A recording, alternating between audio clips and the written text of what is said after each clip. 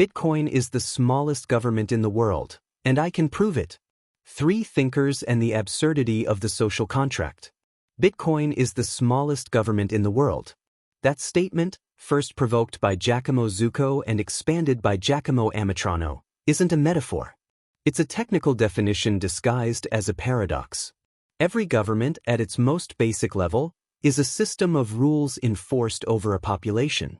What changes from one government to another is not the existence of those rules, but how they are enforced: physical coercion, bureaucracy, monopolies on legitimate violence.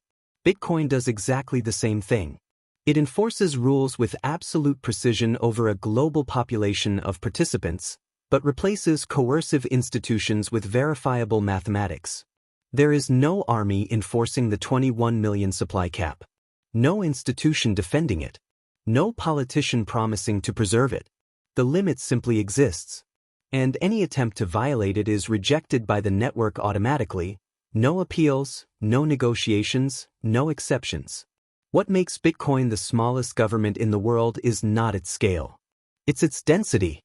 The entire institutional architecture that a modern state requires to manage its monetary system, central banks, treasuries, monetary legislation, diplomatic agreements to sustain currency regimes, and ultimately the military power that guarantees the credibility of all of it, has been compressed into a few lines of open-source code that anyone in the world can audit, replicate, and verify.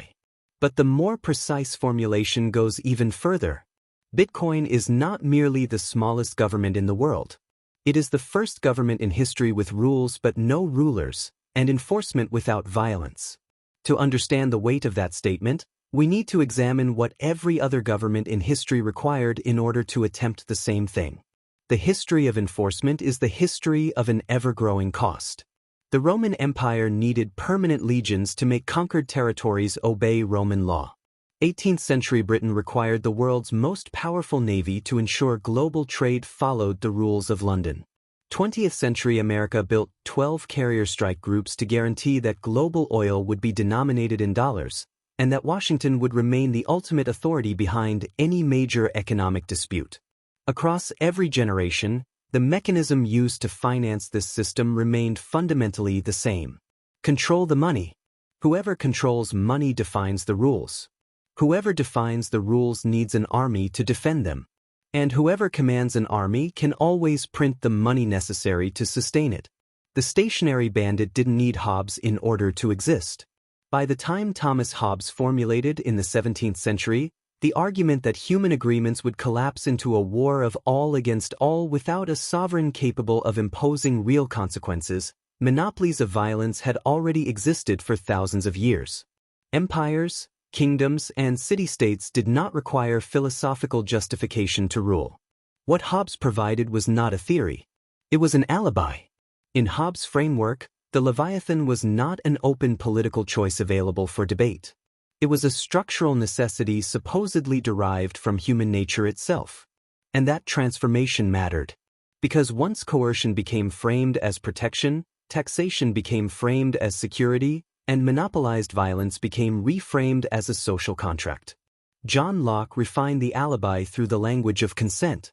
Jean-Jacques Rousseau universalized it through the language of the general will. Every generation of thinkers who legitimized sovereign power over human life, and over money, simply updated the same justification using new vocabulary. The Keynesians became the Hobbesians of fiat currency.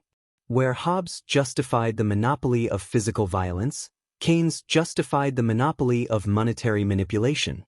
Inflation was reframed as a tool for the common good. Central banks became neutral guardians of collective prosperity.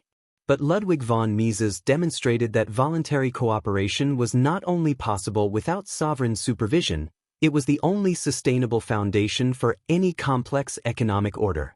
Murray Rothbard went further. The state does not solve the problem Hobbes described. It institutionalizes the violence it claims to prevent. And the intellectuals who provided moral cover for that system did not merely make analytical mistakes. They performed a service.